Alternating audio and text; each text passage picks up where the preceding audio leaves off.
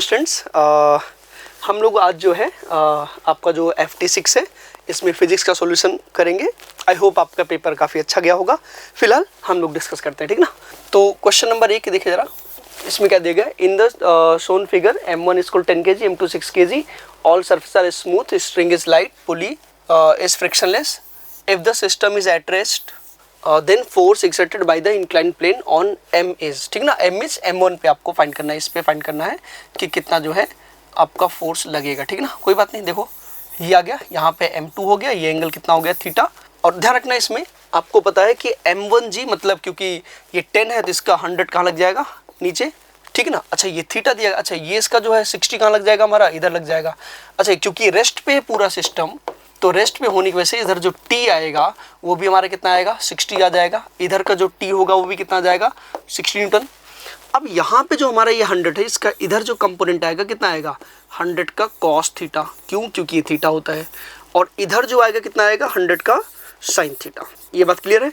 अच्छा इसमें सबसे बड़ी बात आती है कि इंक्लाइन प्लेन के थ्रू जो फोर्स होगा कितना होगा। तो आपको पता है यहाँ पे फ्रिक्शन वगैरह नहीं है, तो इस इंक्लाइन प्लेन के थ्रू इस पे नॉर्मल फोर्स अप्लाई किया जाएगा। तो हमारा जो फोर्स है वो कितना आएगा n बराबर, वो तो सीधे mg cos theta M1G cos theta याद आएगा, मतलब कितना 100 cos थीटा। बट एक प्रॉब्लम है, हमें थीटा पता ही नहीं है, तो थीटा के लिए हमें क्या करना पड़ेगा, हमें यहाँ से सॉल्व करना पड़ेगा ये कि जो t हमारा दिया गया है वो कितना आ गया हमारा, एक तो 60 है और इसकी वैल्यू कितना आएगा 100 का साइन थीटा, ठीक है ना। इसको यहाँ से सॉल्व कर ले तो साइन थीटा हमारा कितना आ जाएगा, देखो जरा, ये हो जाएगा 6/10, मतलब कितना आ जाएगा 3/5, मीन्स थीटा इक्वल टू जो है आपका ये हो जाएगा 37 डिग्री। इसको उठा के यहाँ रख दो, तो जो हमारा कॉन्टैक्ट फोर्स आएगा n बराबर कितना आएगा 100 × cos 37 कितना आएगा 4/5 आएगा। तो यहाँ से n बराबर कितना आएगा 80 न्यूटन, ठीक है ना। तो हमारा कौन सा करेक्ट है इसमें, बी ऑप्शन करेक्ट है। बात क्लियर। चलिए नेक्स्ट क्वेश्चन। नेक्स्ट हम लोग सेकंड क्वेश्चन की बात करते हैं। इसमें क्या दे रखा है, a cell E1 of EMF 10 volt and internal resistance 3 ohm is arranged with another cell E2 of EMF 6 volt and internal resistance 1 ohm as shown in the diagram, ठीक है ना। ये डायग्राम आपको शो किया गया है। The potential difference between points A and B। तो ध्यान रखना, जैसे यहाँ पे इन्होंने दे रखा है इस तरीके से, ये हमारा क्वेश्चन नंबर 2 है। क्वेश्चन नंबर 2 में क्या बोला है कि यहाँ पे एक जैसे ये दिया गया है, एक सेल इन्होंने यहाँ पे लगा रखा है, ठीक है ना, और ये पॉइंट हमारा A है और एक सेल यहाँ पे लगा रखा है इस तरीके से, और ये हमारा पॉइंट B दिया गया है। ये पॉइंट P है, इसको इन्होंने ऐसे कनेक्ट कर रखा है। यहाँ पे कोई रेजिस्टेंस नहीं दिया, हाँ इन्होंने बोल रखा है कि इसका इंटरनल रेजिस्टेंस जो है वो हमारा कितना दिया है, ये 10 वोल्ट 3 ओम है, 10 वोल्ट 3 ओम। और जो हमारा इधर लगा हुआ है ये कितना है हमारा 6 वोल्ट 1 ओम, ठीक ना, ये 6 वोल्ट 1 ओम है। तो आपको बताना है कि इस A और B पॉइंट के बीच हमारा जो पोटेंशियल आएगा, पोटेंशियल डिफरेंस आएगा वो कितना होगा, ठीक है। तो बहुत सिंपल सी बात है। अब देखो इसमें, अब ऑब्वियस सी बात है, ये 6 वोल्ट है, ये 10 वोल्ट है, तो नेट करंट हमारा इधर मूव करेगा ऐसे इस डायरेक्शन में, ठीक है ना। आप एक काम करो, इसको सॉल्व करने के बहुत सारे तरीके हैं, लाइक जैसे सेल कॉम्बिनेशन मेथड भी लगा सकते हैं, ठीक ना, उससे भी आंसर आ जाएगा। या फिर आप इसमें पहले किरचॉफ्स लॉ लगा करके करंट फाइंड कर लो। मान लो ये करंट हमारा चल रहा है, ठीक है ना, तो कहीं से भी स्टार्ट करते हैं। जैसे मान लो हम लोग यहाँ शुरू करते हैं B पॉइंट से, अगर तो करंट हमारे इधर जा रहा है, करंट की डायरेक्शन में हमारा IR कैसा होता है, नेगेटिव होता है। तो ये हमारा 1 ओम है और करंट कितना है I, तो कितना आएगा -1 × I हो जाएगा, ठीक है ना। प्लस से माइनस कितना आएगा -6 हो जाएगा। यहाँ पे आप देखो ये भी माइनस कितना 3 × I हो जाएगा। ये माइनस से प्लस कितना आएगा +10 वोल्ट बराबर 0। तो यहाँ से हमें क्या करना है, I की वैल्यू कैलकुलेट करना है, कितना आएगा 4 हो जाएगा, इसको ले जाओ। तो 4I बराबर कितना आएगा हमारा 4 बन जाएगा, ये कैंसिल, I = कितना आ गया 1 एम्पियर। इतनी बात क्लियर। अब I 1 एम्पियर आ गया तो हम अप्लाई करेंगे इसके और इसके बीच जो है, जो हमारा जो KVL होता है ओपन सर्किट में, ठीक है ना, तो बाय यूजिंग KVL, ठीक है ना। जब आप KVL यूज़ करेंगे तो क्या आ जाएगा, ध्यान से देखना, यहाँ का है तो ये कितना हो जाएगा VA, ये हो जाएगा आपका माइनस से प्लस कितना आएगा हमारा ये, और ये प्लस कितना है 6, और एक करंट क्या बुट जा रहा है कितना आएगा हमारा +1 बराबर कितना आएगा VV आ जाएगा, ठीक है ना। तो यहाँ से VV माइनस VA जो आएगा डिफरेंस इनका कितना आएगा 7 वोल्ट। तो हमारा आंसर कौन सा करेक्ट है, डी ऑप्शन इसमें आपका करेक्ट आएगा, ठीक है ना। आई होप क्लियर होगा, ठीक। चलिए नेक्स्ट बात करते हैं हम लोग क्वेश्चन नंबर 3 की। क्वेश्चन नंबर 3 में अगर हम बात करें तो देखो जरा, क्वेश्चन नंबर 3 में दिया गया है, in a second pendulum mass of the bob is 30 gram, if it is replaced by 90 gram mass then it's time period will be. ध्यान रखना है, सेकंड पेंडुलम को हम लोग आप समझते हैं ना, सेकंड पेंडुलम वो होता है जिसका टाइम पीरियड कितना होता है 2 सेकंड, ठीक है ना। और वैसे भी आपको पता है कि टाइम पीरियड जो है किसी भी पेंडुलम का 2 पाई √L/g होता है। ये मास से क्या होता है, इंडिपेंडेंट, ये मास पे डिपेंड ही नहीं करता है। तो चाहे आप 30 ग्राम रखो, चाहे 60 ग्राम रखो, चाहे 90 ग्राम रखो, टाइम पीरियड कितना रहेगा इसका सेम रहेगा। और सेम कितना होगा, क्योंकि ये सेकंड पेंडुलम है तो इसका टाइम पीरियड आपका आता है कितना, 2 सेकंड्स, ठीक है ना। तो आंसर कौन सा करेक्ट है इसमें, बी ऑप्शन करेक्ट है। आई होप क्लियर। चलिए नेक्स्ट थर्ड क्वेश्चन नंबर 4 की बात करते हैं, ठीक ना। 4 में बोला गया है, स्टेटमेंट 1 दिया है, in an external electric field the positive and negative charges of a non polar molecule are displaced in opposite direction. ठीक है ना, इन्होंने बोल रखा है कि in external field, external electric field the positive and negative charges of a non polar molecules are displaced in opposite direction. ठीक, तो ये तो आपका करेक्ट है क्योंकि पॉजिटिव और नेगेटिव तो जस्ट अपोजिट जाएंगे, ठीक है ना। उसके बाद स्टेटमेंट तो क्या है, in the absence of external electric field the different permanent dipoles of polar molecule are oriented randomly due to thermal agitation, so total dipole moment is 0। ये भी आपका करेक्ट है, ठीक है ना। तो यहाँ पे क्या आ जाएगा, ए ऑप्शन आ जाएगा कि both statement 1 and statement 2 are sorry incorrect है। इसमें statement correct but second incorrect है, statement 1 is incorrect but statement 2 is correct, और लास्ट हमारा both statement 1 and 2 are correct. तो कौन सा आएगा हमारा, डी ऑप्शन आ जाएगा, ठीक है ना। ये हमारा बनना चाहिए। आई होप क्लियर, ठीक है ना।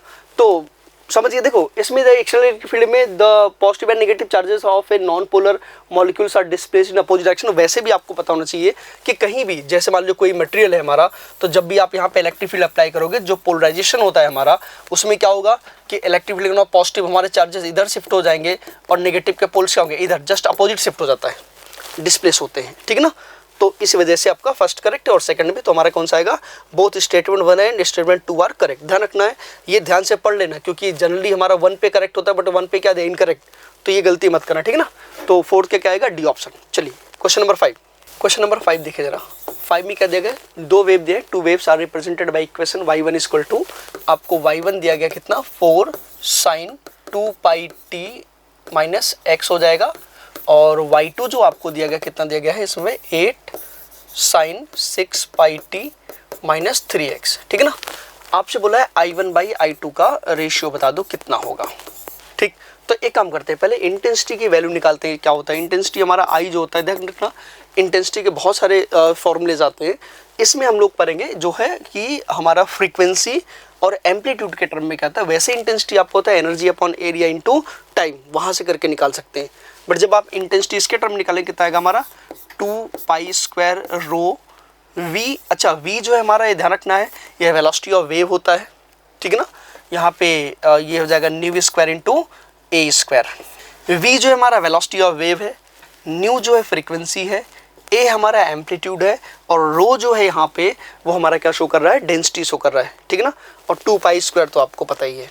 ठीक, इसके बेस पे अगर हम लोग फाइंड कर, अच्छा आप चाहो तो इसको पहले ओमेगा के टर्म में भी कन्वर्ट कर सकते हो, कोई दिक्कत नहीं है, ठीक है ना। ओमेगा के टर्म में फ़ायदा क्या होगा कि हमें डायरेक्टली ओमेगा यहाँ से मिलेगा, हम रख लेंगे उसको, ज़्यादा बेहतर होगा, ठीक है ना। तो इसको ओमेगा के टर्म में आपको लिखा था, यहाँ पे 4 पाई स्क्वायर करते हैं तो 2 पाई न्यू हमारा क्या बन जाएगा, ओमेगा बन जाएगा, ठीक है ना।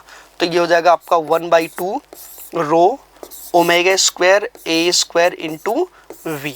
ये हमारा इंटेंसिटी का टर्म में आता है, ओमेगा के टर्म में फॉर्मूला आता है। अब यहाँ से एक एक वैल्यू निकालो और उसको यहाँ पुट करते हैं, आंसर आ जाएगा। जैसे देखो जरा, तो ये हो गया इंटेंसिटी का फॉर्मूला। अब यहाँ से कंपेयर करोगे अगर, तो ध्यान देना यहाँ पे क्या आ जाएगा हमारा, A1 जो आएगा वो हमारा कितना आएगा 4 आ जाएगा। ओमेगा 1, क्योंकि क्या होता है ओमेगा टी माइनस KX होता है, तो ये हमारा ओमेगा बन जाएगा, कितना आएगा हमारा 2 पाई आ जाएगा। और उसके बाद यहाँ पे अगर हम बात करें, इसका एम्पलीट्यूड हो गया, ओमेगा हो गया। V1 वेलोसिटी क्या होता है, तो वेलोसिटी अगर आपको याद हो तो हमारा जो ओमेगा बाई के होता है, तो यहाँ पे ओमेगा ये के ये है, तो कितना आएगा हमारा 1/2 पाई करके आ जाएगा, सॉरी 2 पाई ओमेगा बाई के होता है ना, तो 2 पाई बाई 1 आ जाएगा, ठीक है ना। अच्छा, इसके लिए बात करें, इस वाले के लिए, तो A2 हमारा कितना आएगा, तो A2 8 दिया गया है। उसके बाद जो हमारा यहाँ कितना है, ये ओमेगा 2 जो है हमारा कितना 6 पाई दिया गया है। और जो हमारा वेलोसिटी आएगा v2 वो कितना आ जाएगा देखो जरा, तो ओमेगा बाई के करेंगे अगर हम तो कितना आएगा 6 पाई डिवाइड बाई 3, तो कितना आएगा अभी 2 पाई। तो वेलोसिटी तो हमारा सेम ही आ रहा है, ठीक है ना। तो जब वेलोसिटी सेम आ रहा है तो सिर्फ किस पे ये देखो ये वाली वैल्यू और ये वैल्यू क्या आ रही है, सेम आ रही है। तो वेलोसिटी अगर सेम है तो इसको हम वैसे भी ना यूज़ करें तो हमारा जो इंटेंसिटी है प्रोपोर्शनल क्या आएगा, ओमेगा स्क्वायर ए स्क्वायर आ जाएगा, ठीक है। तो क्या बन जाएगा I1 बाई I2 बराबर कितना आएगा ओमेगा 1 बाई ओमेगा 2 का होल स्क्वायर इनटू कितना आएगा A1 बाई A2 का होल स्क्वायर। बात क्लियर, बस इस पे वैल्यू रखो, देखो क्या आएगा। तो अगर आप ध्यान से देखें तो यहाँ पे ओमेगा 1 कितना दिया गया है, ओमेगा 1 हमारा कितना दिया 2 पाई अपॉन ये कितना दिया हमारा 6 पाई, ठीक है ना, इसका स्क्वायर इनटू अगर हम बात करें A1 की तो A1 हमारा कितना दिया है 4 दिया गया है और A2 हमारा कितना दिया गया है 8 दिया गया, इसका भी क्या हो जाएगा स्क्वायर हो जाएगा, ठीक है ना। तो ये कैंसिल आपका यहाँ से 3 हो जाएगा, ये कितना आएगा 2 हो जाएगा, तो ये हो जाएगा 1 अपॉन 9 इंटू 4 कितना आएगा 1/36। तो 1:36 मतलब ए ऑप्शन आपका ये करेक्ट है, ठीक है ना। तो देखो इसमें हमने ये वेलोसिटी को यहाँ से कैलकुलेट किया, वेलोसिटी सेम था तो उस पर डिपेंड नहीं करेगा, ठीक है ना। चलिए नेक्स्ट क्वेश्चन की बात करते हैं। नेक्स्ट हमारा क्वेश्चन नंबर 6, ठीक है ना। 6 क्वेश्चन में क्या दिया गया है, ध्यान सुनना जरा। The ratio of electric force and gravitational force between a proton and an electron is, आपको रेशियो बताना है। देखो इसको कैलकुलेशन में एक तो एक पूरी वैल्यू आप निकालो कैलकुलेट करके। कई बार क्या होता है अगर आप अप्रॉक्सीमेट ये पावर आप कैलकुलेट कर ले जाओ तब भी वहाँ से हम यहाँ पे बता सकते हैं, क्यों, क्योंकि 39, 42, 32 और 36 मतलब गैप ठीक ठाक है, तो हम लोग पावर से ही कैलकुलेट लगभग कर सकते हैं। चलिए निकालते हैं। जैसे इसमें दे रखा है कि आपको ग्रेविटेशनल फोर्स इलेक्ट्रिक फोर्स बताना है। एक प्रोटॉन दिया गया है यहाँ पे, इस पे चार्ज क्या होता है हमारा याद है ना प्लस ई होता है, और यहाँ पे क्या एक इलेक्ट्रॉन दिया है जिस पे चार्ज क्या होता है माइनस ई होता है, और डिस्टेंस क्योंकि रेशियो है तो डिस्टेंस आपका कैंसिल आउट हो जाएगा, ठीक है ना। तो ध्यान रखना इस पे जो हमारा इलेक्ट्रिक फोर्स आएगा एफ ई का वो कितना आएगा हमारा, ये हो जाएगा k times of e into e by r square, मतलब वही k e square by r square बन जाएगा, ठीक है ना। और जो हमारा एफ जी बनेगा ग्रेविटेशनल फोर्स जो बनेगा वो कितना आएगा हमारा जी हो जाएगा m e m p mass of electron mass of proton upon यहाँ कितना आएगा आर स्क्वायर। दोनों को डिवाइड कर दो, ठीक ना, इलेक्ट्रिक ऊपर रहेगा ग्रेविटेशनल का रहेगा नीचे। जैसे ही आप डिवाइड करोगे आप ध्यान से देखें तो क्या होगा आर स्क्वायर से आर स्क्वायर क्या हो गया कैंसिल हो गया। वैल्यू रखते हैं क्या बन जाएगा, देखो ऊपर के की वैल्यू कितना 9 इंटू 10⁹ हो जाएगा इंटू ई स्क्वायर हम लोग कितना 1.6 इंटू 1.6 इंटू 10 पावर याद है ना, ई की वैल्यू 1.6 इंटू 10 पावर -19 होता है, तो 19 का स्क्वायर है तो कितना आएगा हमारा यहाँ पे -19 और वो मल्टीप्लाई हो जाएगा कितना आएगा -38 अपॉन इसकी वैल्यू रखेंगे जी कितना होता है 6.67 into 10 power -11 into mass of electron कितना 9.1 इंटू 10 पावर -31 हो जाएगा इंटू मास ऑफ प्रोटॉन कितना 1.67 इंटू 10 पावर -27। तो ये करना। अब देखो अप्रॉक्सीमेशन की बात करें तो लगभग इसको आप कैंसिल आउट कर सकते हैं 9 पॉइंट, यहाँ से ये वैल्यू लगभग कैंसिल आउट कर सकते हैं, ठीक है ना। आई थिंक समझ में आ रहा होगा। अब इसको सॉल्व करो जरा, तो कितना आएगा हमारा ये ऊपर 1.6 upon 6.67 into 10 to the power. अब आप जरा इसको कैलकुलेट करो तो यहाँ 9 है यहाँ 38 है तो हो जाएगा आपका, और ये सब ऊपर जाके प्लस हो जाएंगे, तो 9 प्लस 11 प्लस 31 प्लस 27 माइनस 38, ये पूरा प्रॉपर पावर बनेगा, ठीक है ना। अब इस पावर को आपको सॉल्व करना है और आपका आंसर आ जाएगा इतना, ठीक है। तो देखो जरा बहुत आसान है, ये हो जाएगा। इसको ऐसे रहने देते हैं अभी 1.6 अपॉन 6.67 है, बाद में इसको एक पॉइंट इधर कर लेंगे ताकि ये वैल्यू मतलब 1 से बढ़ी जाए, अभी पॉइंट में आएगा इंटू 10 टू द पावर। अब पहले इसको सॉल्व करते हैं, ठीक है ना। तो ये 31 और प्लस 9 31 प्लस 9 हमारा कितना आएगा 40 और 4 ये हमारा 40 बन जाएगा, और इसमें से हम इस 38 को माइनस कर दें तो क्या आ जाएगा हमारा 2 बचेगा, तो ये हो जाएगा 2 और 2 प्लस 11 प्लस 27 कितना आएगा हमारा हो जाएगा 38, ठीक है ना। तो फाइनली हमारा जो पावर बनेगा वो कितना आएगा 1.6 upon 6.67 into 10 to the power कितना आएगा हमारा 40 आ जाएगा। अब इसको एक इधर ले आना तो कितना आएगा देखो 16/6.67 इंटू 10 टू द पावर 39। इसमें से जो है इसको जब डिवाइड करोगे अप्रॉक्सीमेटली आपका जो कितना आएगा 2.4 इंटू 10 पावर कितना आएगा 39। अब देखो पावर भी कैलकुलेट करके आप लगभग निकाल सकते हो, तो आंसर कौन सा आएगा हमारा ए ऑप्शन इसका करेक्ट हो जाएगा। आई होप क्लियर होगा, ठीक है ना। चलिए थोड़ा सा कैलकुलेशन था बट क्वेश्चन इजी था, ठीक। नेक्स्ट क्वेश्चन नंबर 7 देखिए जरा। One motor is capable of rise 300 kg water in 5 minute out of 100 metre deep well, while other motor is capable to rise 50 kg water in 2 minute out of same well, find the ratio of the power. तो power का जो formula है वो हमारा कितना होता है, work done upon time होता है, mgh/t हो जाएगा। बट यहाँ पे अगर ध्यान से देखें तो g और h हमारे क्या है, सेम है, तो p जो पावर प्रोपोर्शनल कितना आएगा, m/t आ जाएगा, ठीक है ना। तो जब हम P1/P2 करेंगे तो सिंपल सी बात है, M1/T1 डिवाइडेड बाई कितना आएगा, M2/T2। वैल्यू पुट कर दो जरा, कितना आएगा, ये हो जाएगा 300 डिवाइड बाई 5, ओके, और यहाँ पे कितना आएगा हमारा 50 डिवाइड बाई 2। अच्छा, यहाँ पे हमने टाइम को सेकंड में कन्वर्ट इसलिए नहीं क्योंकि रेशियो में दिया गया है। इसको कर लो जरा, ये हमारा कितना आएगा 60 आ जाएगा, ये कितना आएगा 25 आ जाएगा, ठीक है ना। तो रेशियो कितना आ गया 60/25, और इसको हम क्या करेंगे कि 12/5 आ जाएगा, मतलब कितना 2.4, ठीक है ना। कौन सा करेक्ट है हमारा, सी ऑप्शन करेक्ट है। चलिए नेक्स्ट आपका क्वेश्चन नंबर 8। क्वेश्चन नंबर 8 में क्या बोला गया है, in the figure a part of circuit is shown where an ammeter A, voltmeter V and resistance R connected. If the ammeter reading is 0.6 ampere and voltmeter reading is 3 volt, the value of R, मतलब इस R की value को आपको बताना है। तो ध्यान से देखना जरा, क्वेश्चन नंबर 8, इसमें क्या दिया गया है, एक वायर है, यहाँ पे एक एमीटर दिया गया है, साथ में एक रेजिस्टेंस दिया गया और यहाँ पे एक वोल्टमीटर दिया गया है, इस तरीके से, ठीक ना। इन्होंने बोल रखा है इसकी रीडिंग जो है 3 वोल्ट है, मीन्स ये 3 वोल्ट मेजर करते, ये भी हमारा कितना आएगा 3 वोल्ट आएगा। पैरेलल में पोटेंशियल सेम होता है, और इसका जो करंट है वो हमारा कितना दे रखा है 0.6 एम्पियर, ठीक है ना। ध्यान रखना है, वोल्ट मीटर का जो रेजिस्टेंस होता है वो बहुत हाई माना जाता है, तो जो हमारा R ऑफ वोल्ट मीटर है वो बहुत ज़्यादा बड़ा होता है, ठीक है ना, इस R से काफ़ी बड़ा होगा, ठीक। तो ध्यान रखना, जब इनका वैसे तो हम लोग क्या कर सकते हैं, इसको जो है सीधे R लेके सॉल्व कर लेते हैं।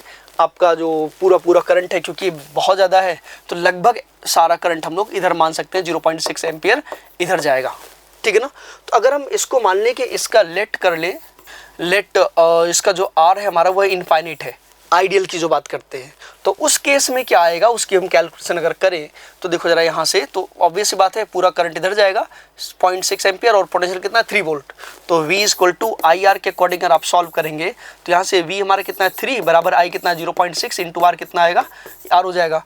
तो यहाँ से जो R हमारा आएगा कितना आएगा 3/0.6 आ जाएगा, कितना आएगा 5 ओम। बट ये एग्जैक्टली करेक्ट नहीं है, मैं फिर से बोल रहा हूँ, क्यों नहीं है, क्योंकि हमने इसके रेजिस्टेंस को इनफाइनाइट माना है, लेकिन ऐसा रियल केस में नहीं होता है कि वोल्ट मीटर का रेजिस्टेंस इनफाइनाइट हो, मैं बहुत ज़्यादा होता है बट इनफाइनाइट नहीं होता है। इसका मतलब क्या हुआ कि जो 6 एम्पियर करंट इधर जा रहा है ये पूरा 6 एम्पियर इधर से नहीं जाएगा, क्योंकि कुछ पॉइंट में मान लीजिए 0.01 भी इधर से जा रहा है, ठीक है ना। तो इधर से जो करंट जाएगा वो कितना जाएगा फिर हमारा, ये 0.6 नहीं जाएगा, इसके जब कितना जाएगा 0.599 मान लीजिए जा रहा है, ऐसे करके, मेरी बात समझे, 0.59 हो गया। अब जब आप इसमें जब 0.59 यहाँ करोगे तो ऑब्वियस सी बात है ये वैल्यू हमारी कितनी आएगी 5 से ज़्यादा आ जाएगा। मतलब अगर हम लोग R निकालते हैं जो कितना है 3/0.59 कर दे तो ये वैल्यू तो हमारा कितना है 5 ओम से ज़्यादा आएगा। तो क्योंकि ये रियल उसमें अगर हम वोल्ट मीटर यूज़ करते हैं तो उसका रेजिस्टेंस इनफाइनाइट नहीं होता है, इसलिए अगर आप इनफाइनाइट मान के जो निकालते हैं हमेशा उससे रेजिस्टेंस उसका क्या लिया जाएगा, ज़्यादा लिया जाएगा इस वैल्यू का, क्योंकि वो रहेगा। बात क्लियर है।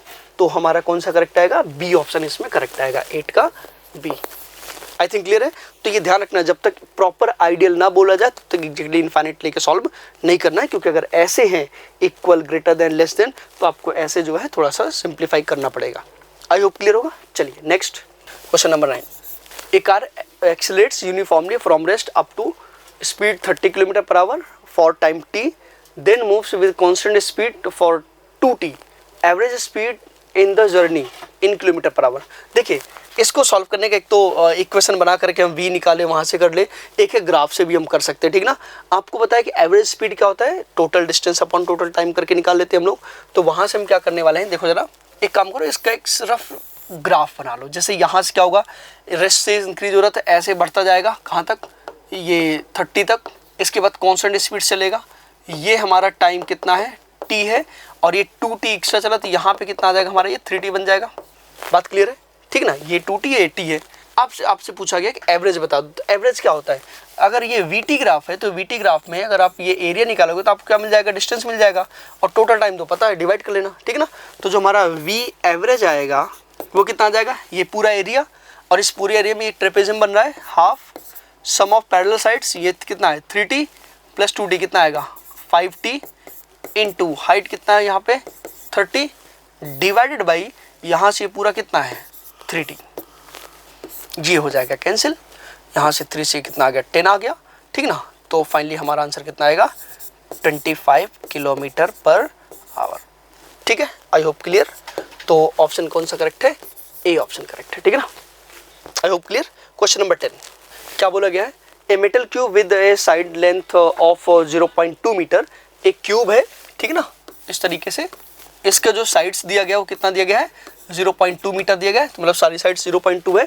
Experiences A tangential shear force of, जैसे ऐसे हो गया कितना? 1000 न्यूटन, ओके। कितना एक्सपीरियंस कराइए? 1000 newton. If the modulus of rigidity, shear modulus दिया गया है, is 2 × 10⁹ pascal, then shear strain will be, आपको स्ट्रेन बताना है कितना होगा, ठीक है ना। तो सबसे पहले तो हम लोग यहाँ पे शेयर स्ट्रेस निकालते हैं। शेयर स्ट्रेस कितना आएगा? फोर्स अपॉन एरिया होता है, ठीक है। तो फोर्स अपॉन एरिया जो हमारा आएगा, फोर्स कितना है? 1000 है, अपॉन एरिया कितना आएगा? 0.2 इंटू 0.2 आ जाएगा, ठीक है ना। तो कितना आएगा हमारा? ये टाउ बराबर देखो जरा, 1000 डिवाइडेड बाई 0.04 आ जाएगा। इसको थोड़ा सा डिवाइड कर लेना, ये हमारा 25 बन जाएगा, ठीक है ना। तो मतलब टाउ जो है कितना आ गया? 25,000 आ गया। अब याद करो जरा कि जो हमारा शेयर स्ट्रेन होता है, मतलब जो ये होता है मॉडुलस ऑफ रिजिडिटी जो होता है, ये हमारा क्या होता है? टाउ बाई शेयर स्ट्रेन, ठीक है ना। ये में निकालना है तो इसके लिए क्या कर देंगे हम लोग? देखो जरा, 5 = टाउ बाई ईटा। अब इसको डिवाइड कर लो, ठीक है ना, काम खत्म हो गया आंसर।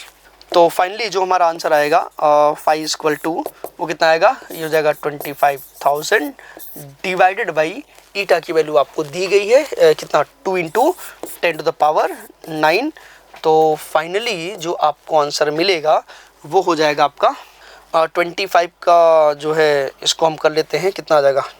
12.5 × 10⁻, यहाँ से 3 और ये 9 कितना आएगा? हो जाएगा -6। तो फिर एक इधर जाएगा तो कितना आएगा?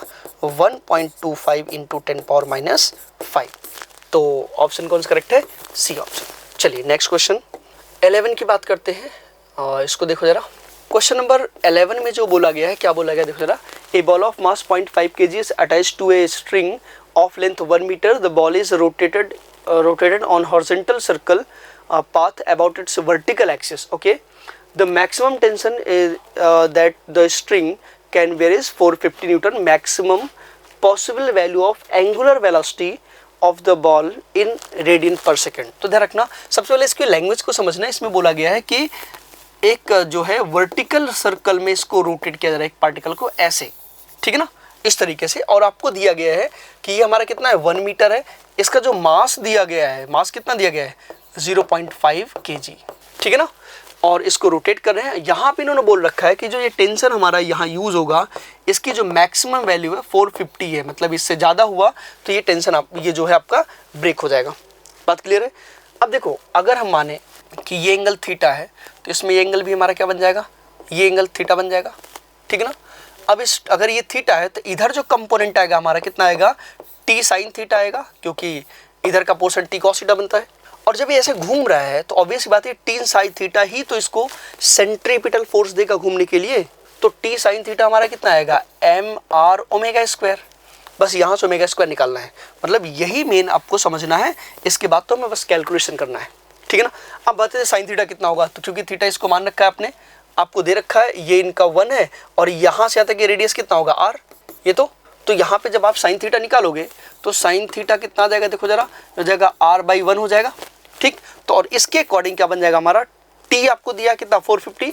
तो 450 इंटू साइन थीटा कितना? r बराबर कितना आएगा? यहाँ पे m 0.5 into r into ω²। r से r क्या हो गया? कैंसिल, ठीक है ना। ω² बराबर कितना आएगा?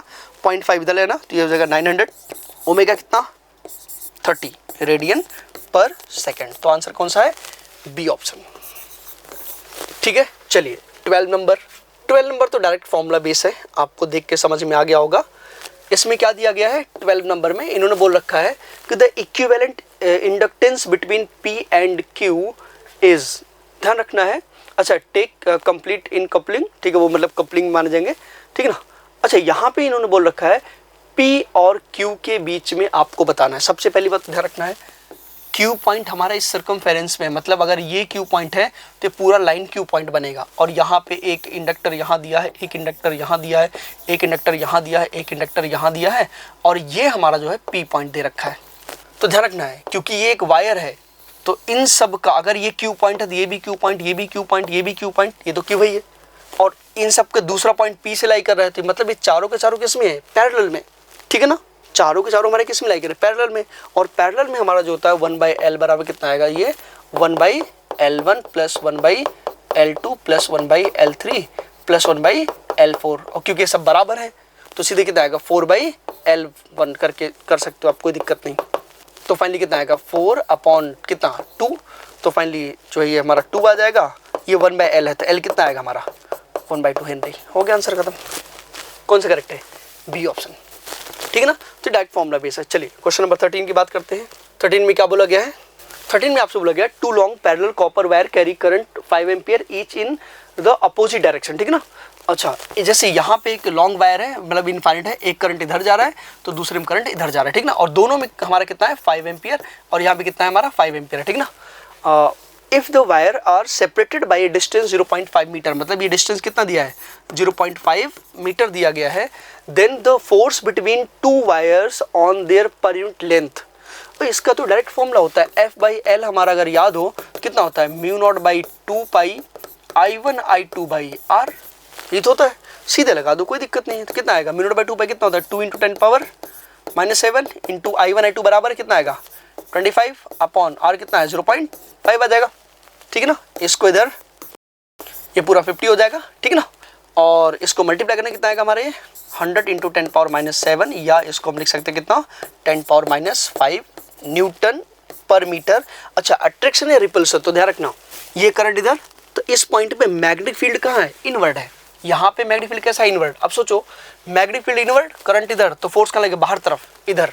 ऐसे ही जब इधर निकालोगे तो करंट नीचे, पॉइंट इधर, मैग्नेटिक फील्ड किधर आएगा हमारा inward, magnetic field inward, current इधर, पॉइंट फोर्स कहाँ इधर, तो दोनों फोर्स क्या लग रहा है रिपल्सन, दूर की तरफ, तो क्या आएगा रिपल्सन। तो कौन सा करेक्ट है, बी ऑप्शन, ठीक है ना। चलिए इसके बाद क्वेश्चन नंबर 14 में क्या बोला गया देखो जरा, इन्होंने बोल रखा है the magnetic field in A EM wave is given by. अच्छा, यहाँ पे मैग्नेटिक फील्ड दे रखा है z डायरेक्शन में कितना 3 × 10⁻⁶, और यहाँ पे cos ω_t + kx दे रखा है, ठीक है ना। Tesla the wave travels in vacuum then find peak value of electric field. ध्यान रखना इसके मैग्नेटिक फील्ड की जो पीक वैल्यू है कितना है हमारा 3 × 10⁻⁶ है, और इलेक्ट्रोमैग्नेटिक वेव है तो इसकी स्पीड जो है कितना 3 × 10⁸ मीटर पर सेकंड आ जाएगा। अब ध्यान रखना इनके बीच जो रिलेशन होता है C का E और B के टर्म में, तो C = जो हमारा आता है वो कितना आता है E0/V0।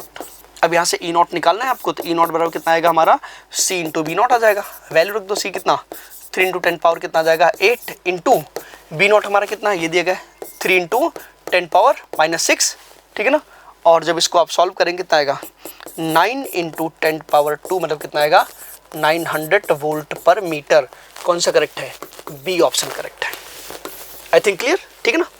चलिए क्वेश्चन नंबर 15 की बात करते हैं। क्वेश्चन नंबर 15 में क्या बोला गया देखो जरा, a doubly ionised He+2 ion atom travels at right angle to a uniform magnetic field 0.4 tesla with the velocity 10⁵ metre per second describing a circle of radius r, ठीक है ना।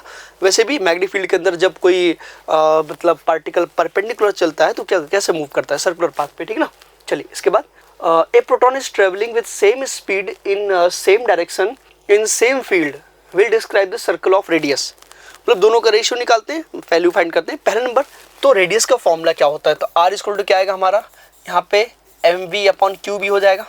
इसमें इन्होंने बोला क्या क्या, ध्यान रखना फील्ड सेम है, अगर फील्ड सेम है तो b कांस्टेंट हो गया, स्पीड सेम है तो v कांस्टेंट हो गया, तो मतलब r प्रोपोर्शनल टू बचा क्या m/q ही तो बचा। अगर इतना समझ गए तो बात खत्म। अब देखो हीलियम को ही जो है आप जानते हो अल्फा पार्टिकल भी बोलते हैं या अल्फा भी बोलते हैं, तो बात सेम होती। तो मास ऑफ अल्फा जो होता है वो 4 times of mass of proton होता है, और जो चार्ज होता है, चार्ज ऑन अल्फा कितना होता है, वो हमारा 2 टाइम्स ऑफ ई होता है। प्रोटॉन की बात करें तो प्रोटॉन का मास मान लीजिए m है, तो इसका 4m हुआ, इसका क्या हो गया, इलेक्ट्रॉन चार्ज e हो गया। बस दोनों का रेशियो निकालो कितना आएगा, देखो बहुत सिंपल, आर ऑफ अच्छा इसका रेडियस दिया गया है लाइक इसका हीलियम का, ठीक है ना। तो हम यहाँ प्रोटॉन को ऊपर लिख रहे हैं और हीलियम क्या रखेंगे नीचे, तो क्या बन जाएगा देखो जरा, ये हो जाएगा मास of proton upon charge on proton divided by mass of alpha या He upon charge on He। सारी वैल्यू रख दो, काम खत्म। देखो जरा कितना आएगा, ये हो जाएगा m, ये हो जाएगा e, डिवाइड में कितना आएगा हमारा, ये 4m हो जाएगा और ये कितना आएगा 2e बन जाएगा, ठीक है ना। तो me से me कैंसिल, ये 2 आ जाएगा, मतलब कितना 1/2 आ गया। और ये हमें पता है जो हमारा He वाला पोर्शन है, ये हमें पता है कितना है, देखो ज़रा ये, तो Rp अपॉन ये तो R है बराबर कितना 1/2, तो यहाँ से जो हमें R प्रोटॉन का मिले कितना आएगा R/2, तो कौन सा करेक्ट है, B option. I hope clear, ठीक है ना। रेशियो करके निकालना है, वही क्वेश्चन है अल्फा बाई प्रोटॉन का रेशियो, बस इन्होंने थोड़ा चेंज कर रखा है। चलिए क्वेश्चन नंबर 16 की बात करते हैं। क्वेश्चन नंबर 16 देखो जरा, A monatomic gas undergoes an adiabatic process where its initial volume is 16 and pressure is 1 atm. Its final volume, if final volume is 2 meter cube, find the final pressure P2। ठीक है, देखिए सबसे पहली बात monoatomic है तो F कितना आएगा 3 हमारा, और गामा जो होगा वो 5/3 बन जाएगा, ठीक है ना। चलिए इसके बाद नेक्स्ट क्या आता है हमारा, यहाँ पे दिया गया आपको कि जो हमारा एडियाबेटिक है उसके लिए क्या होता है P1 V1 गामा बराबर कितना आएगा P2 V2 to the power gamma. तो इसके लिए क्या बन जाएगा P1 V1 की पावर 5/3 बराबर P2 V2 to the power कितना आएगा 5/3 आ जाएगा। यहाँ से P2 बराबर कितना आएगा P1 times of V1 by V2 to the power कितना आएगा 5/3। यहाँ पे वैल्यू रख देना जरा, P2 बराबर 1 टाइम्स ऑफ कितना आएगा हमारा, ये जो है 16/2 टू द पावर 5/3 आ जाएगा, ये हमारा 8 आ जाएगा। अच्छा P2 बराबर कितना आएगा 8 टू द पावर 5/3, तो पहले इसका क्यूब रूट निकालते हैं, कितना आएगा 2, अभी हो जाएगा 2 की पावर 5, 2 की पावर 5 कितना आएगा हमारा 32, ये हमारा आंसर है, ठीक है। तो कौन सा करेक्ट आएगा, बी ऑप्शन।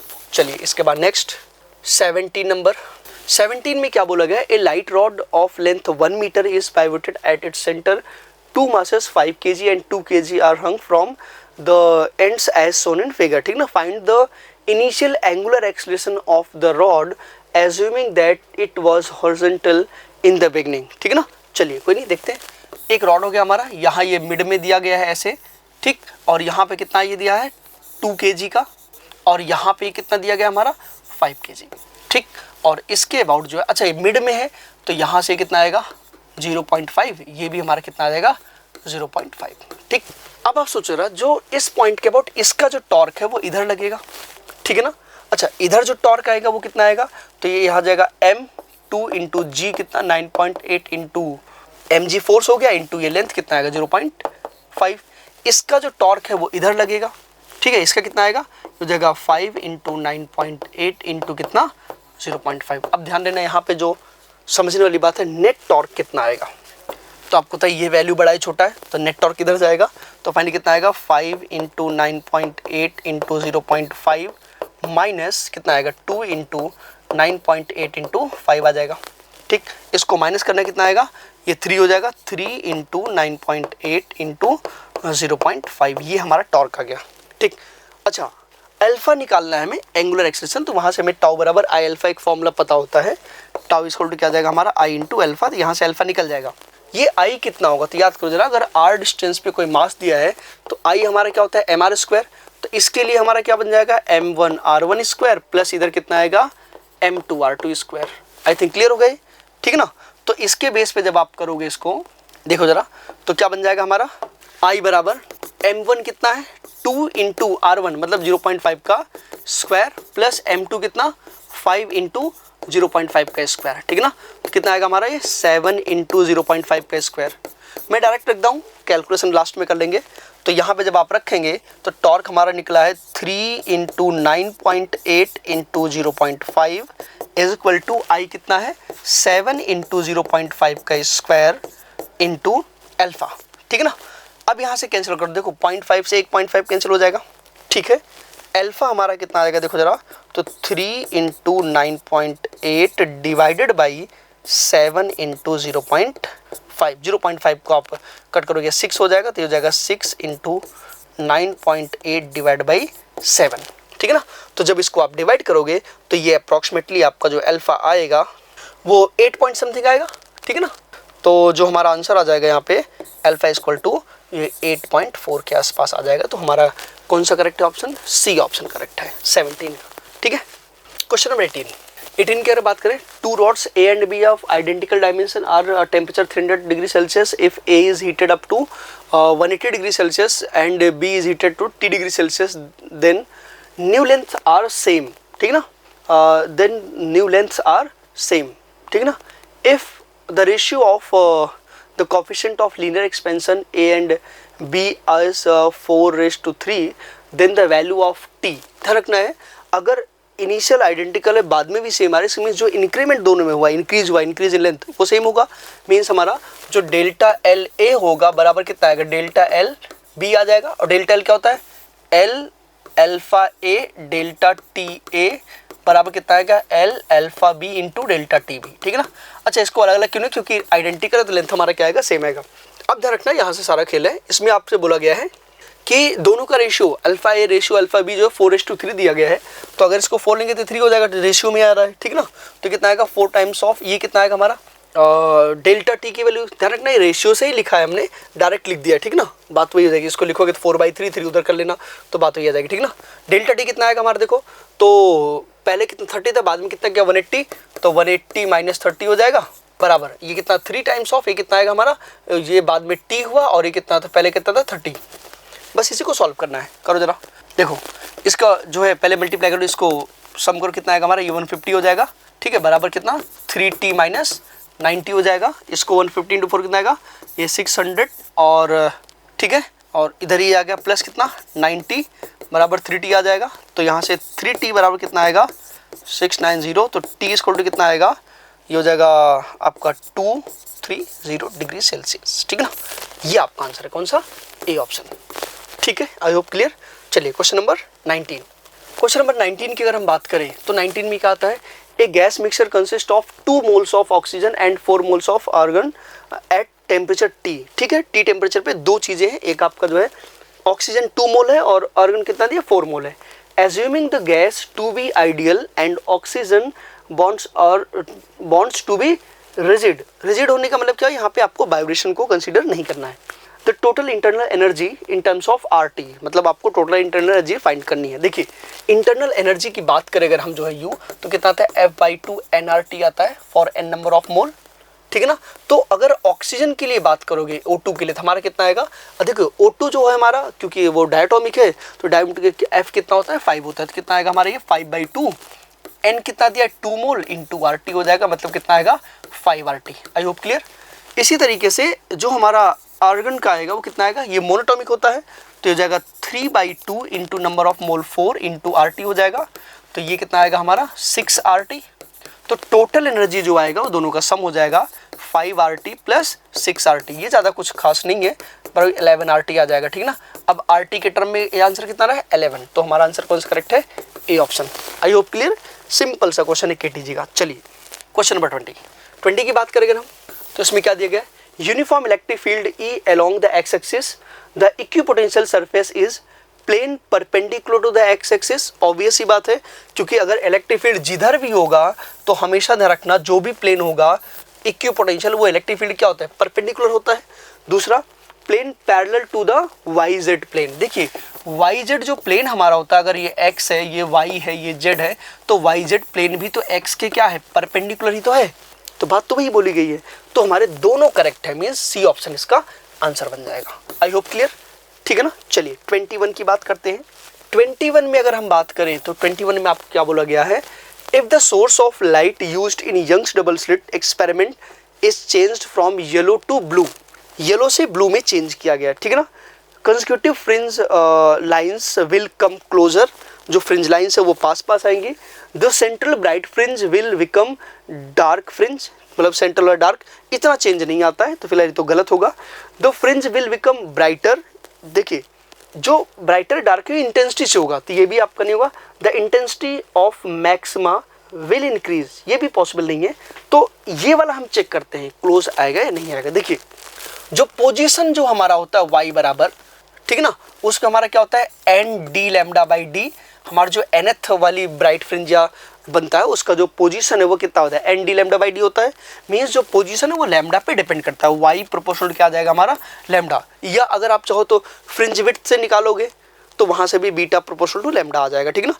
अब ध्यान सुनना, येलो लाइट की बात करें और ब्लू लाइट की बात करें तो आपको पता है कि जो हमारा वेवलेंथ, क्योंकि आपको पता है कि जो फ्रीक्वेंसी है ब्लू लाइट की वो ज़्यादा होती है और फ्रीक्वेंसी ऑफ येलो लाइट क्या होता है कम। तो इसके हिसाब से जो वेवलेंथ है वो ब्लू लाइट का क्या होगा हमारा कम होगा और इसकी वेवलेंथ क्या होगा ज़्यादा हो जाएगा।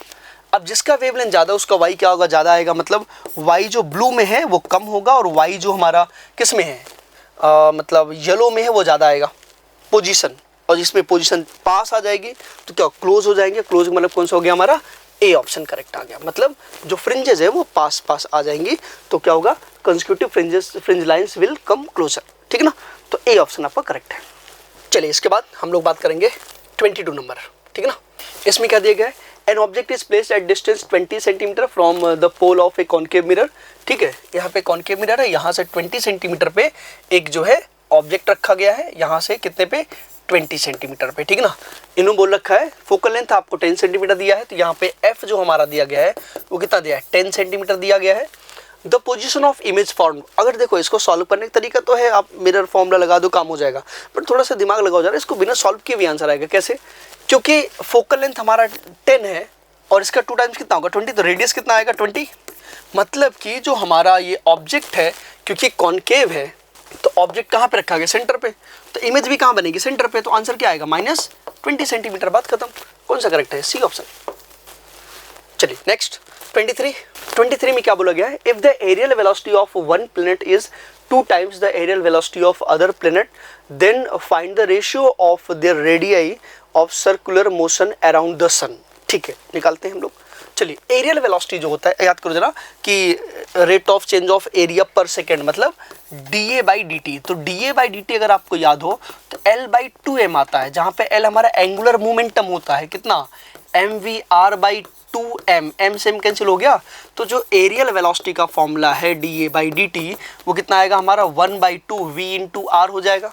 क्लियर। अच्छा v क्या है यहाँ पे, तो क्योंकि जो है ये प्लैनेट जो है सन के अराउंड ऐसे घूम रहा है तो ये हमारा क्या ऑर्बिटल वेलोसिटी तो होगा, और ऑर्बिटल वेलोसिटी जो होता है v वो कितना √gm/r होता है। ठीक है, तो जब आप यहाँ रखोगे इसको उठा करके तो dA/dt का जो फॉर्मूला आएगा वो क्या बन जाएगा 1/2 √gm/r × r हो जाएगा।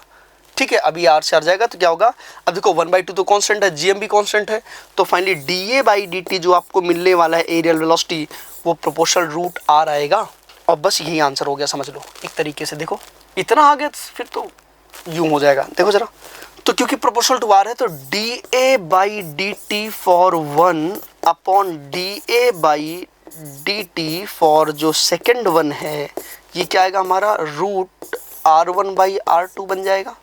और दोनों का रेशियो 2 टाइम्स दिया गया मतलब ये 2 होगा, तो जो हमारा यहाँ पे वैल्यू आएगा मतलब √r1/r2 वो हमारा कितना आएगा 2 आ जाएगा। तो r1/r2 कितना आएगा, तो स्क्वायर कर देने कितना आएगा 4। तो आंसर क्या है 4:1 मीन्स 23 का कौन सा करेक्ट है, बी ऑप्शन करेक्ट है। ठीक है, आई होप क्लियर होगा।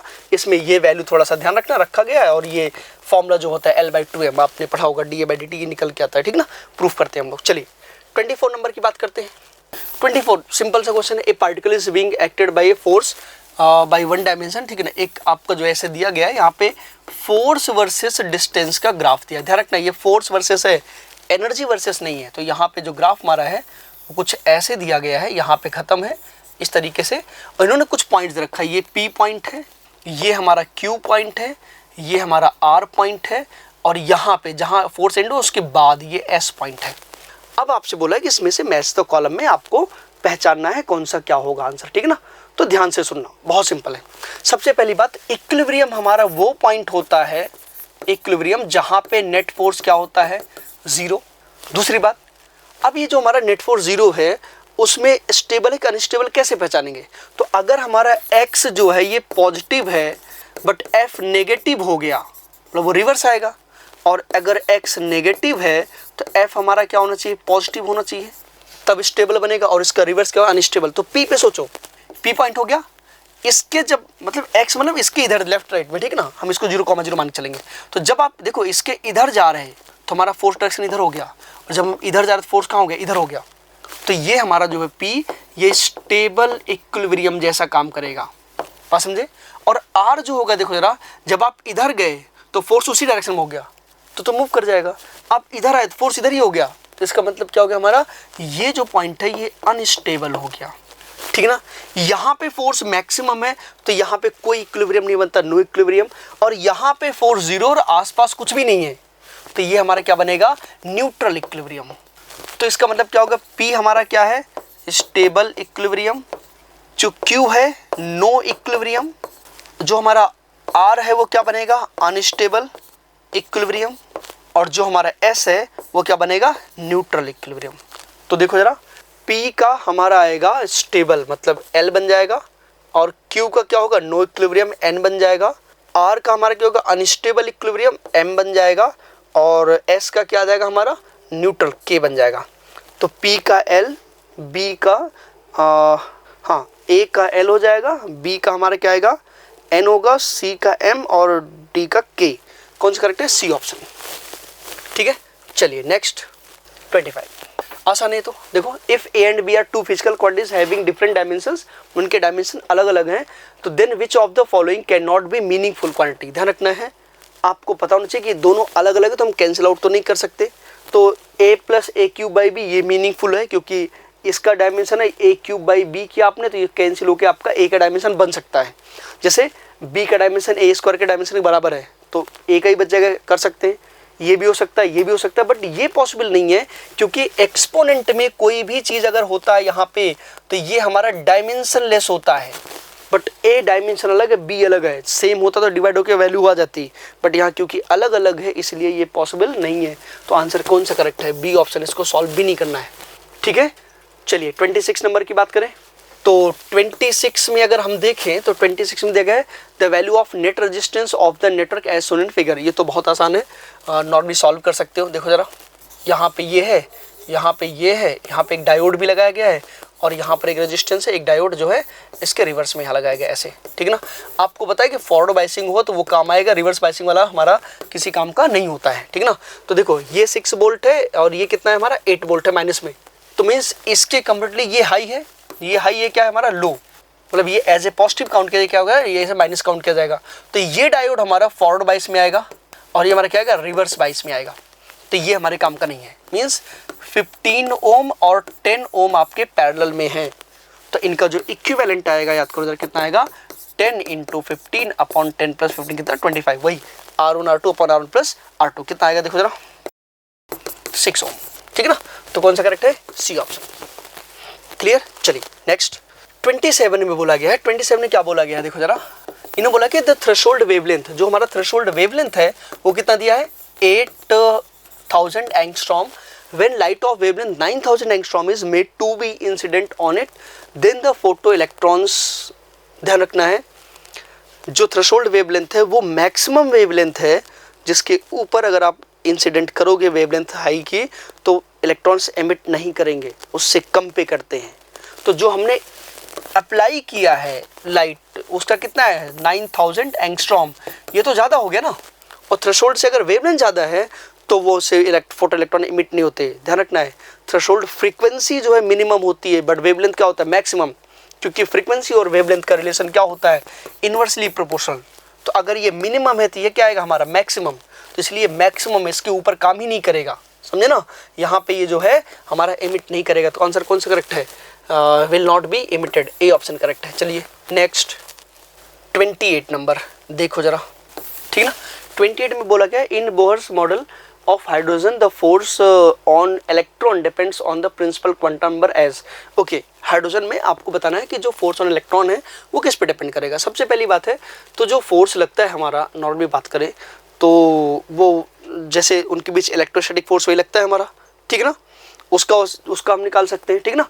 तो जैसे यहाँ पे अगर हम बात करें, देखो ज़रा, तो एक चीज़ तो हमें पता है कि जो हमारा आर होता है, मतलब जो रेडियस है, वो प्रोपोर्शनल होता है किसके, एन स्क्वायर के। एन स्क्वायर बाई जेड होता है, वैल्यू होती है 13 पॉइंट, मतलब वो पूरी वैल्यू आती है हमारी आर की, जो 0.53 upon n square by Z करके। बट हमें प्रोपोर्शनलिटी से मतलब है, एन से मतलब है, ठीक ना। एन स्क्वायर हो गया। और हमें पता है कि जैसे एक प्रोटॉन दिया गया है, यहाँ पे इलेक्ट्रॉन दिया गया है, इनकी चारों तरफ घूम रहा है, तो यहाँ पे इलेक्ट्रोस्टैटिक जो फोर्स हमारा आएगा एफ, वो कितना आएगा, ठीक है ना। तो हो जाएगा हमारा कितना, के ई स्क्वायर अपॉन, यहाँ पे आर स्क्वायर बनेगा, इसकी वैल्यू यहाँ रख देना, तो कितना आएगा हमारा, ये हो जाएगा के ई स्क्वायर बाई एन की पावर 4, ये प्रोपोर्शन हो जाएगा। तो हमारा जो एफ होगा वो प्रोपोर्शन कितना है, एन की पावर 4। कौन सा करेक्ट है हमारा, B option. Clear I think. चलिए ठीक है, 29 नंबर में क्या दिया गया है, when light is passed through a sample of hydrogen atom in ground state then wavelength of absorption मतलब जो लाइट पास करते हैं तो कुछ को एब्जॉर्ब करके वो एक्साइटेड स्टेट में जाता है, तो जो एब्जॉर्ब करता है उसको क्या बोलते हैं हम लोग, एब्जॉर्प्शन बोलते हैं, ठीक ना। Absorption line are same as wavelength of line of Lyman series in the emission spectrum. देखिए लाइमन सीरीज में क्या होता है, आप देखो कि सारा का सारा इमिशन जो होता है ऊपर से कहाँ होता है, 1 वाले में होता है, ठीक है ना। तो ऑब्वियस ही बात है, अगर ग्राउंड स्टेट में है और यहाँ से एनर्जी लेके जाएगा तो या तो यहाँ जाएगा, या तो यहाँ जाएगा, या तो यहाँ जाएगा, क्योंकि सारे इलेक्ट्रॉन तो ग्राउंड स्टेट में है ना। तो जब ऊपर जाएगा तो यही से यहीं तो ऊपर जाएगा, तो ये लाइमन वाला ही आता है, पहला करेक्ट है। दूसरा, in ground state hydrogen atom will absorb only those radiations which will excite to the higher energy level. Obvious ही बात है, यहाँ से उन्हीं को ये एब्जॉर्ब करेगा जो इनके हायर लेवल पे ले जा सके।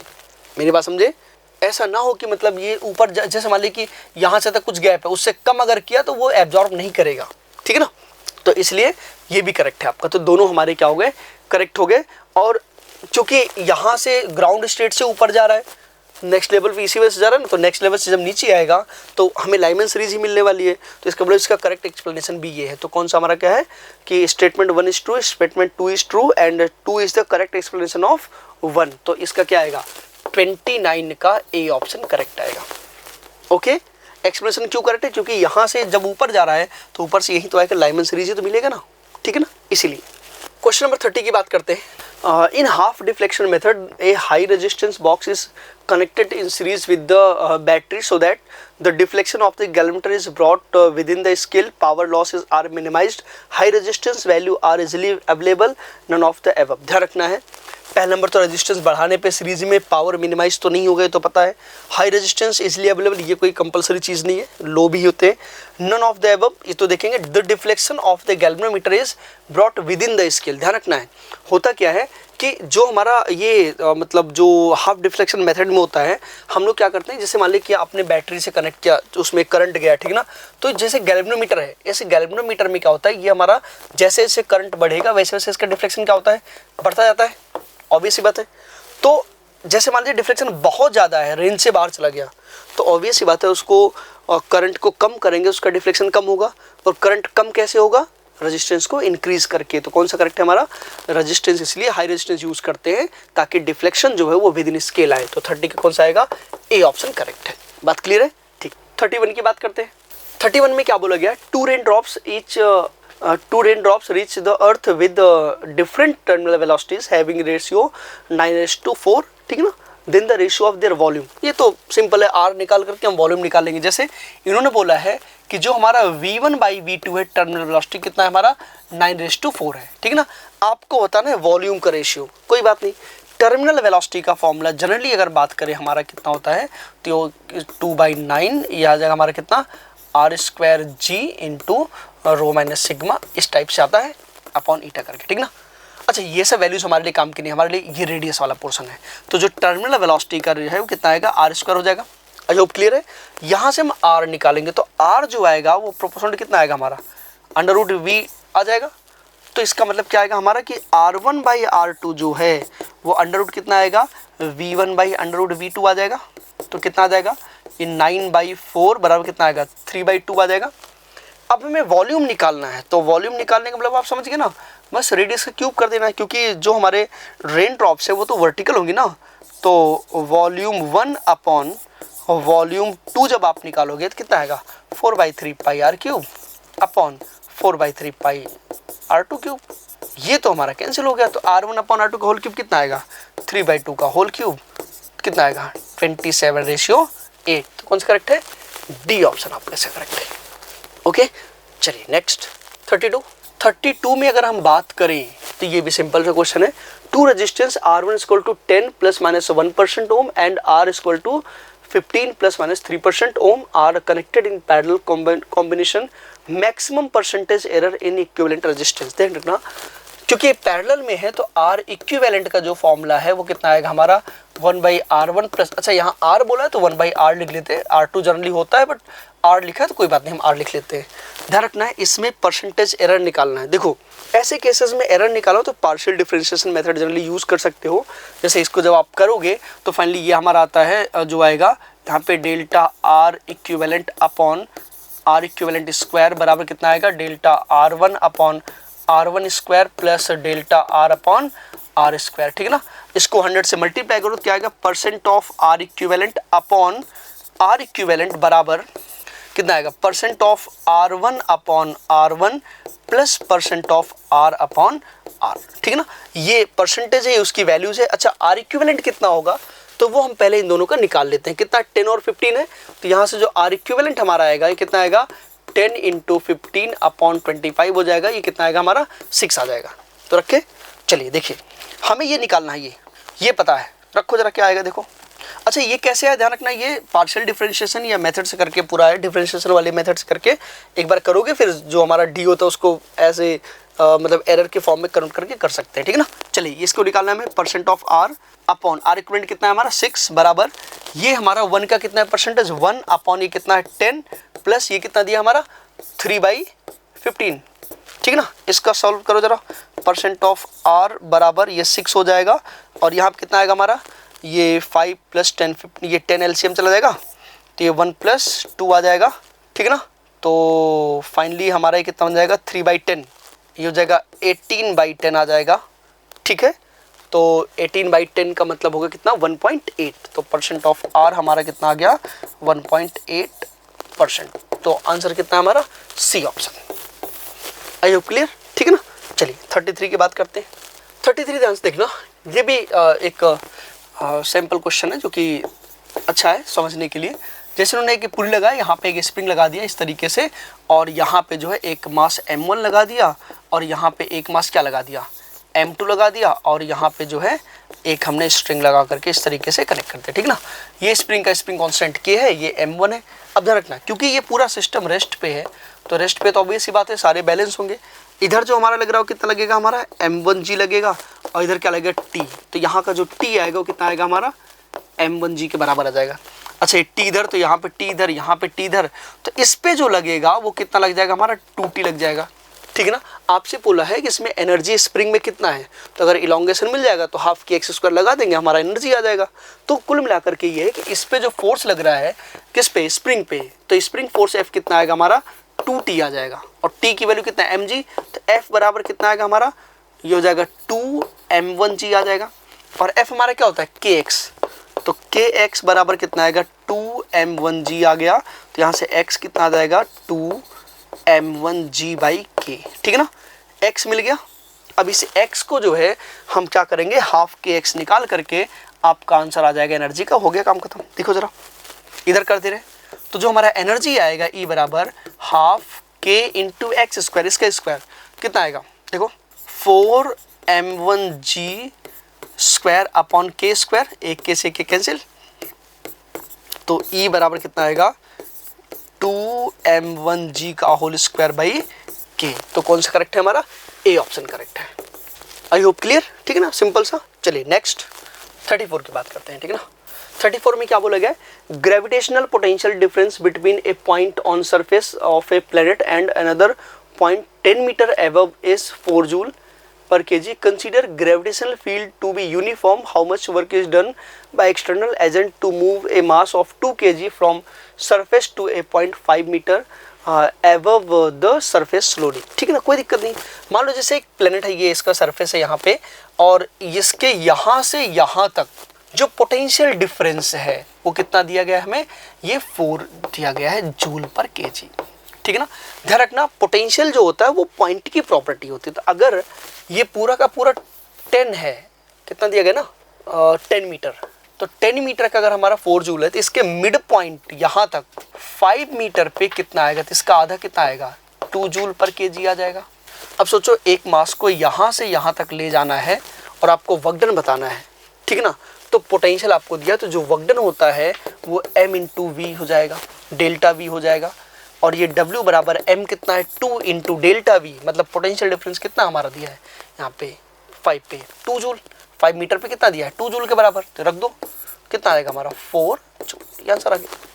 कौन सा करेक्ट है, बी ऑप्शन, सिंपल सा, क्योंकि पोटेंशियल पॉइंट की प्रॉपर्टी है। तो आप मतलब जैसे होता है नहीं हाफ पे हाफ हो जाएगा, 1/3 पे 1/3 कर सकते हो, कोई दिक्कत नहीं, क्योंकि ये इलेक्ट्रिक हमारा जो ग्रेविटेशनल फील्ड है वो यूनिफॉर्म है। अगर नॉन यूनिफॉर्म होता तब हमें फिर जो है वेरिएशन करके निकालना पड़ता है। यूनिफॉर्म में कोई प्रॉब्लम नहीं, आप डायरेक्टली डिवाइड कर सकते हैं, ठीक ना। चलिए 35 नंबर, 35 में आता है, देखो जरा, A 2 kg particle is dropped from height of 5 meter. After collision with its surface, it rebound back to the height of 1.5 meter. Find out impulse due to collision. ठीक है ना। चलिए यहाँ से एक बॉडी को गिराया गया, ये हमारा कितना है 5 मीटर है। तो ऑब्वियस बात है यहाँ आने से पहले कुछ ना कुछ स्पीड होगा, इसको v1 मान लेते हैं। और जब ये रिबाउंड होगा स्पीड कितना होगा v2, बट ये कहाँ तक जा रहा है, ये जा रहा है 1.8 मीटर तक। तो v जो बराबर फॉर्मूला होगा यहाँ पे हमारा √2gh ही तो बनेगा। तो जो हमारा v1 बनेगा वो √2 इंटू जी कितना 10 इंटू एच कितना 5, कितना आएगा बताओ जरा, यहाँ पे 10 मीटर पर सेकंड आ जाएगा। v2 कितना होगा तो कितना आएगा √2 इंटू जी 10 इंटू एच कितना 1.8, तो कितना आएगा हमारा ये 6 मीटर पर सेकंड आ जाएगा। अब सोचो इसका मोमेंटम नीचे, इसका मोमेंटम ऊपर, क्योंकि इम्पल्स जो होता है, इम्पल्स की जो वैल्यू होती है वो हमारा चेंज इन मोमेंटम होता है, ये तो पड़ा है हमारा। तो जो हमारे यहाँ पे इम्पल्स आएगा वो क्या आएगा, चेंज इन मोमेंटम। और क्योंकि डायरेक्शन अलग है तो आई हमारा जो आएगा कितना आएगा, हो जाएगा m1v1 प्लस m2v2 हो जाएगा। एक्चुअल में यहाँ this one minus this one का माइनस माइनस प्लस बन जाएगा, ठीक है ना। तो फाइनली हमारा जो आंसर आएगा कितना आएगा, m कितना दिया है हमारा 2 kg, दोनों तो बराबर है, इंटू v1 प्लस v2 कितना आएगा 10 प्लस 6 कितना आएगा 16, 16 इंटू 2 बराबर कितना 32 किलोग्राम मीटर पर सेकेंड। कौन सा करेक्ट है आंसर आपका, सी ऑप्शन करेक्ट है, ठीक है ना। बात क्लियर। चलिए इसके बाद नेक्स्ट आता है हमारा 36 नंबर, ठीक है ना। 36 नंबर की बात करें तो इन्होंने बोला कि a thin needle of length 5 centimetre is floating on the surface of water, surface tension of water is 0.072 newton metre, the weight of the needle is. ध्यान रखना है सरफेस टेंशन ही जो है वो इसके पूरे वेट को होल्ड करेगा। तो जैसे मान लीजिए किसी, ये हमारा यहाँ पे वाटर है और इस वाटर के अंदर में आपने जो है एक निडल को रखा हुआ है कुछ इस तरीके से, मान लो ये निडल हमारा हो गया ऐसे, ठीक है ना। इस तरीके से एक निडल रखा गया, अगर इन केस इसका लेंथ मान लो L है, तो ध्यान रखना इस पे इधर से भी सरफेस टेंशन का फोर्स लगेगा इस वाले सरफेस पे और इस वाले सरफेस पे। तो जो लेंथ हमारा कितना आएगा 12 होगा, और mg कहाँ लगेगा इसका नीचे, तो यहाँ पे कितना आएगा हमारा जो ये आएगा 2L इंटू टी बराबर कितना आएगा mg, टी जहाँ पे सरफेस टेंशन है, रख दो बस हो गया काम खत्म। तो आंसर कितना आएगा देखो, हो जाएगा 2 इंटू L कितना दिया है 5 सेंटीमीटर, 5 क्योंकि सेंटीमीटर इंटू 10 पर कितना आएगा -2 हो जाएगा, ठीक है ना, इंटू टी सरफेस टेंशन कितना है, ये हो जाएगा आपका 0.072 is equal to m find करना है, g कितना है हमारा 10, इसको इधर ले आओ, ठीक है ना, हो गया आंसर खत्म। तो m बराबर कितना आएगा हमारा, ये 10 हो जाएगा और 10 ये 10 पर -1 हो जाएगा, यहाँ पे इसको 0.7 में ले जाना, तो कितना आएगा हमारा ये 7.2 इंटू 10 टू द पावर -3 आ जाएगा, ठीक है ना। मतलब ये कितना 7.2 ये आंसर है, ठीक है ना।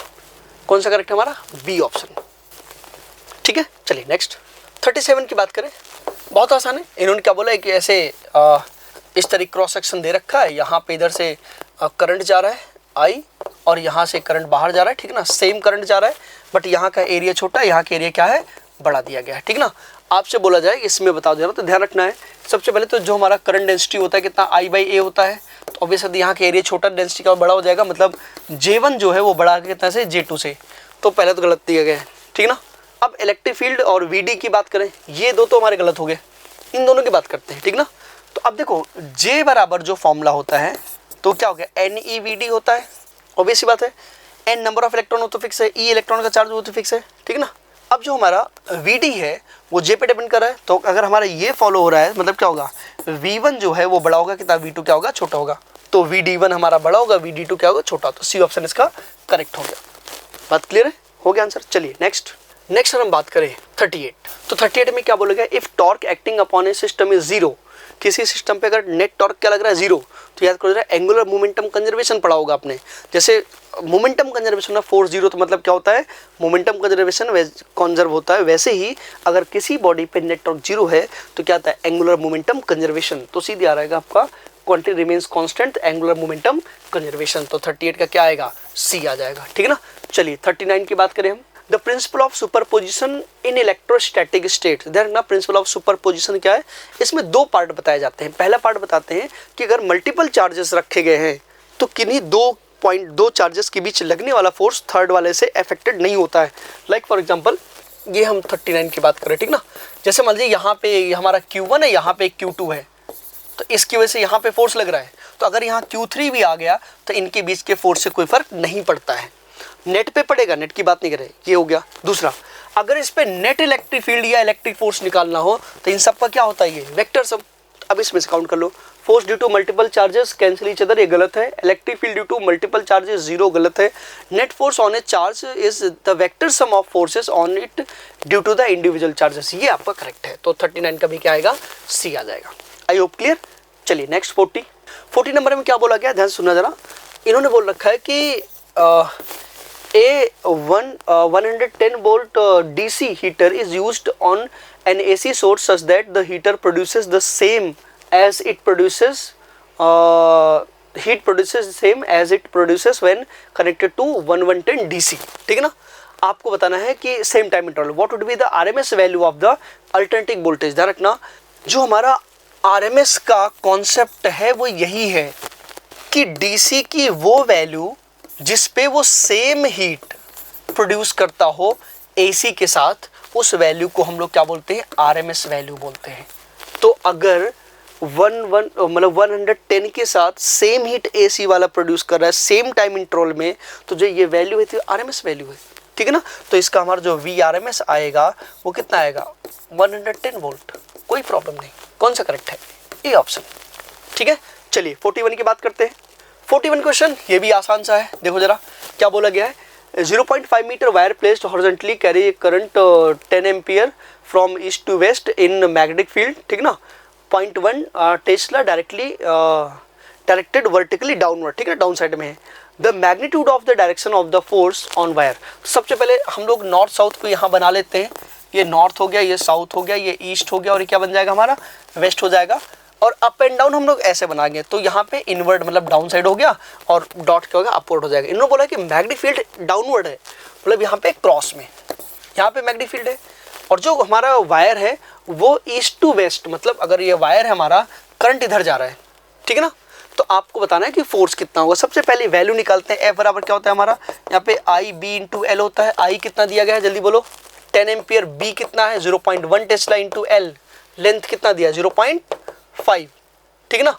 तो ये आपका कितना आ जाएगा, ये हो जाएगा 0.5 न्यूटन।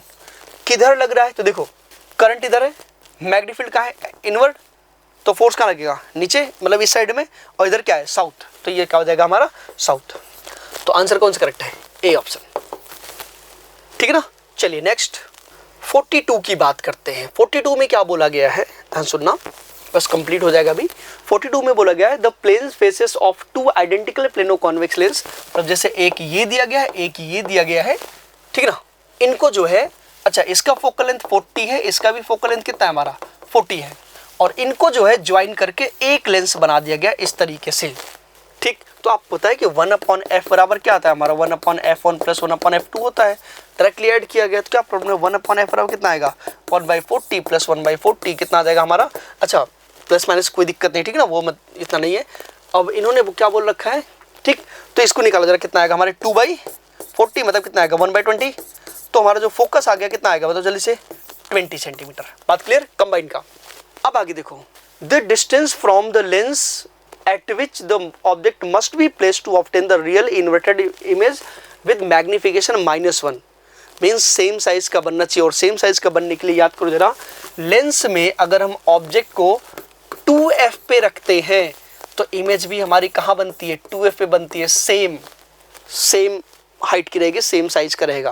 तो इसका मतलब है कि हमें ऑब्जेक्ट को 2f पे रहना पड़ेगा। तो f अगर हमारा 40 है तो इसका u जो होगा वो कहाँ रखेंगे, 2f, मतलब कितना आ जाएगा, 40 सेंटीमीटर। तो आंसर कौन सा करेक्ट है, बी ऑप्शन करेक्ट है। एकदम सिंपल सा क्वेश्चन, ठीक है ना। चलिए नेक्स्ट 43 नंबर। 43 में क्या बोला गया है, इन्होंने बोला क्या, find energy stored in the system as shown in figure. आपको यहाँ से यहाँ के बीच का जो potential difference directly delta P लिख ले रहे हैं, डेल्टा वी लिख ले रहे हैं, कितना 15 वोल्ट दिया गया है। तो अगर याद करो सी इक्विवेलेंट निकाल लो तो काम हो जाएगा। सी इक्विवेलेंट क्या आएगा, ये हो गया आपका, यहाँ पे 4 हो गया, यहाँ पर भी कितना है 4 हो गया, इनको मिला के यहाँ 4 हो गया, ये Q हो गया, ये हमारा क्या हो गया P हो गया, ये सब के सब 4 है, ठीक ना। तो ध्यान रखना पैरेलल में डायरेक्टली ऐड हो जाता है, 8 हो जाएगा। तो अब ये सीरीज में आ जाएगा, देखो, और ये 4 और 4 सीरीज में है सब, देखो वैसे हो जाएगा 4 8 4।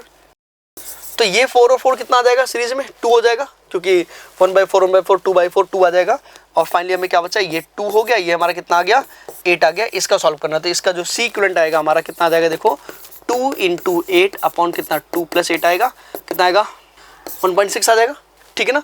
अब क्योंकि 1.6 आ गया और माइक्रोकूलम में कितना आएगा 10⁻⁻⁶ हो जाएगा, ठीक है ना।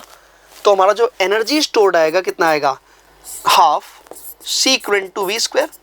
तो हाफ सी इक्विवेलेंट कितना है 1.6 × 10 पर कितना आएगा -6 हो जाएगा, इंटू वी स्क्वायर, वी कितना है 15 का स्क्वायर, 15 × 15 आ जाएगा, ठीक है ना। अब इसी को सॉल्व कर लो, आपका आंसर आ जाएगा, देखो जरा, ठीक है ना। ये कितना 0.8 हो जाएगा, ठीक, इसको 7 का ले रहे हैं, कोई दिक्कत नहीं। तो ये हो जाएगा कितना, हाँ ये हो जाएगा हमारा 0.8 × 15 × 15 × 10⁻⁻⁶ आ जाएगा, ठीक है ना। तो इसको एक काम करते हैं ना कि 0.4 कर लेते हैं, इंटू 2 कर लेते हैं, ठीक है ना। तो 0.4 इंटू कितना आएगा 6 हो जाएगा, इंटू 2 कितना आएगा 30, इंटू 10 पावर कितना है हमारा -6 आ जाएगा, ठीक है। और यहाँ कितना आएगा हमारा ये 180 × 10⁻⁶, ये जूल में आ रहा है। अर्ग में क्या होता है 10⁻7 आता है।